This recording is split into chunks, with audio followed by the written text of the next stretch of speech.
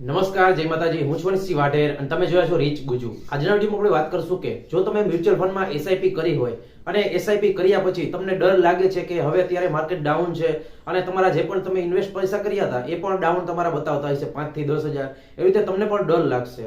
અથવા તો તમે મ્યુચ્યુઅલ ફંડમાં તમે પૈસા રોક્યા હશે તો એમાંથી તમે નીકળવાનું તમને કોશિશ કરશો કે અહીંયા પર આટલો લોસ બતાવી રહ્યો છે. 2 થી 5 વર્ષમાં ખાસ કરીને અત્યારે જે પણ એસઆઈપી કરી હોય 1 વર્ષની અંદર, 2 વર્ષની અંદર અને 5 વર્ષની અંદર તમે 5 વર્ષ સુધીમાં ક્યાંય પણ તમે ઇન્વેસ્ટ કર્યા હશે તો ક્યાંક ને ક્યાંક તમને ક્યારેક માર્કેટ ડાઉન થાય તો તમને તમારા જે પણ તમે પૈસા રોક્યા છે, જે પણ તમારી ઇન્વેસ્ટમેન્ટ વેલ્યુ છે તેમાં તમને પૈસા ઓછા બતાશે. કેમ કે ખાસ કરીને જે પણ લોસ હોય છે, જે પણ માર્કેટ ડાઉન હોય છે એ થોડા સમય માટે જ હોય છે. ક્યારેક ને ક્યારેક માર્કેટ ડાઉન થતું હોય છે અને ક્યારેક રિકવરી થઈને તેનાથી પણ વધારે હાઈ પ્રોફિટ આપતું હોય છે.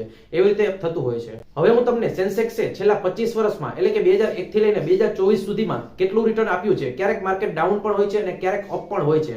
પણ ક્યારેક અમુક વર્ષોમાં એવું હશે કે માર્કેટ ખૂબ ડાઉન ગયું હશે, અમુક આખું વર્ષ માર્કેટ ડાઉન રહ્યું હશે અને ત્યાર પછી ખાસ કરીને હાઈ રિટર્ન પણ આપ્યું હશે.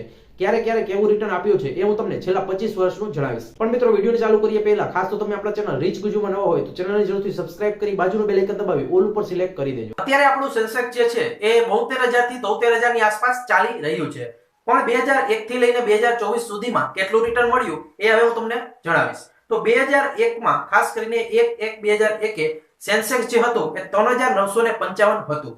તો ત્યાર પછી તમે જોશો તો 31/12/2001 સુધીમાં એટલે કે 1 વર્ષના સમયગાળામાં 3,955 થી અહીંયા પર સેન્સેક્સ 3,262 આવી ગયું હતું. જેમાં ખાસ કરીને લોસ જોવા મળ્યો હતો આખા વર્ષમાં 17%, 17.52% અહીંયા પર રિટર્ન નેગેટિવમાં હતું. જે પણ લોકોએ પૈસા ઇન્વેસ્ટ કર્યા હશે તેમને નેગેટિવ ઇન્વેસ્ટ તમારું મળ્યું હશે. ત્યાર પછી અહીંયા પર તમે જોશો તો 2002 માં 3,246 સેન્સેક્સ હતું અને ખાસ કરીને 31/12/2002 3,377 આવી ગયું હતું. પહેલા તમે જોયું તો 17.52% નેગેટિવમાં હતું અને અહીંયા પર ત્યાર પછીના બીજા વર્ષે 4.4% રિટર્ન મળ્યું હતું. ત્યાર પછી વાત કરીએ તો 1/1/2003 સેન્સેક્સ 3,390 હતું, જે 31/12/2003 5,839 આવી ગયું હતું. એટલે કે 72% રિટર્ન આપ્યું હતું. 3,390 જે સેન્સેક્સ હતું એ એક જ વર્ષમાં 2003 માં 5,839 આવી ગયું હતું અને 72% રિટર્ન આપ્યું હતું. ત્યાર પછીની વાત કરીએ તો 2004 માં જે સેન્સેક્સ 5,915 હતું તે 31/12/2004 6,603 પહોંચી ગયું હતું. 11.63% રિટર્ન આપ્યું હતું. મિત્રો, આ દરેક રિટર્ન તમને એના માટે જણાવું છું કે ક્યારે પણ માર્કેટ ડાઉન અત્યારે છે તો અપ જવાનું જ છે. કેમ કે ખાસ કરીને જે પણ ઇન્ફ્લેશન હોય એને બીટ થતું હોય છે. જેમ આપણી ઇકોનોમી આગળ વધે એવી રીતે દરેક વસ્તુ ચાલતી હોય છે. અહીંયા પર તમે જોશો તો ખાસ કરીને 3/1/2005 જે સેન્સેક્સ હતું 6,679 તે 30/12/2005 9,398 પહોંચી ગયું હતું. 40.71% રિટર્ન આપ્યું હતું. 2001 થી લઈને 2024 સુધી માર્કેટ 3,955 થી 72,000 થી 73,000 કેવી રીતે પહોંચ્યું એ ડેટા હું તમારી વચ્ચે અત્યારે શેર કરી રહ્યો છું. કેમ કે ખાસ કરીને આ જણાવવાનું કારણ માત્ર એટલું જ છે કે ક્યારેય માર્કેટ એક જ દિશામાં નથી ચાલતું. ક્યારેક અપ હોય તો ક્યારેક ડાઉન તો થવાનું જ છે. એટલે માર્કેટમાં ક્યારે પણ તમારે ડરવાનું જરૂર નથી. કેમ કે લોંગ ટર્મ તમે ઇન્વેસ્ટ કરતા હોય તો તમારે ડરવાની બિલકુલ જરૂર નથી. ત્યાર પછી જોશો તો 2/1/2006 9,390 નું સેન્સેક્સ 29/12/2006 સુધીમાં 13,787 પહોંચી ગયું હતું અને 46.83% રિટર્ન આપ્યું હતું.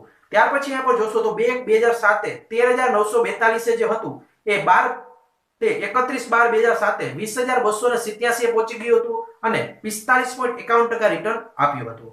ત્યાર પછી તમને ખબર છે કે 2008 માં જે ક્રાઇસિસ આવ્યું હતું તે 1/1/2008 20,301 માર્કેટ ચાલી રહ્યું હતું. સેન્સેક્સ તે 31/12/2008 9,647 પહોંચી ગયું હતું.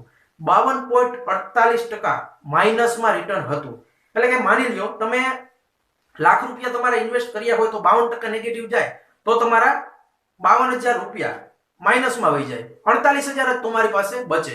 એવી રીતે માર્કેટ તમે જોયું હશે અથવા તો આવી રીતે ડેટા તેના હતા.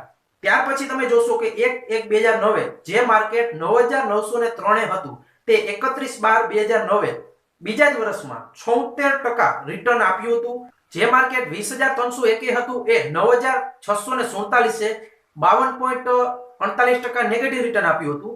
તે 2009 માં 9,903 જે ઓપન થયું હતું તે 31/12/2009 17,465% રિટર્ન આપ્યું હતું. એટલે કે દરેક માર્કેટ હતું એ કવર તેને કરી લીધું છે, 76.36% રિટર્ન આપ્યું છે.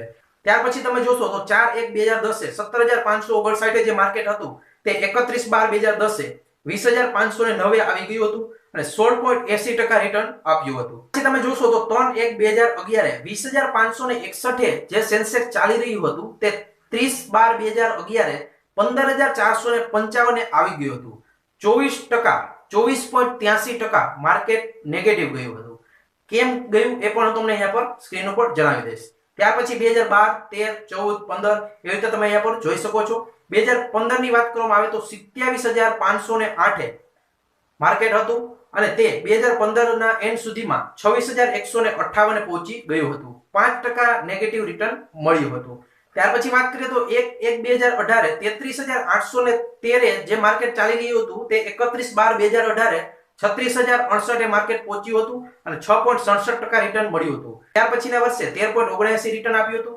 ત્યાર પછી 15.60 2021 માં 21.69% રિટર્ન આપ્યું હતું. 3/1/2022 2.80 એવી રીતે રિટર્ન આપ્યું હતું. 2023 ની વાત કરવામાં આવે તો સેન્સેક્સે 18.10 રિટર્ન આપ્યું હતું અને 2024 માં સેન્સેક્સે 8% રિટર્ન આપ્યું છે. છેલ્લા 24 વર્ષની જો વાત કરવામાં આવે તો સેન્સેક્સમાં 24 વર્ષમાં માત્ર 4 જ વાર રેડમાં બંધ માર્કેટ થયું હતું.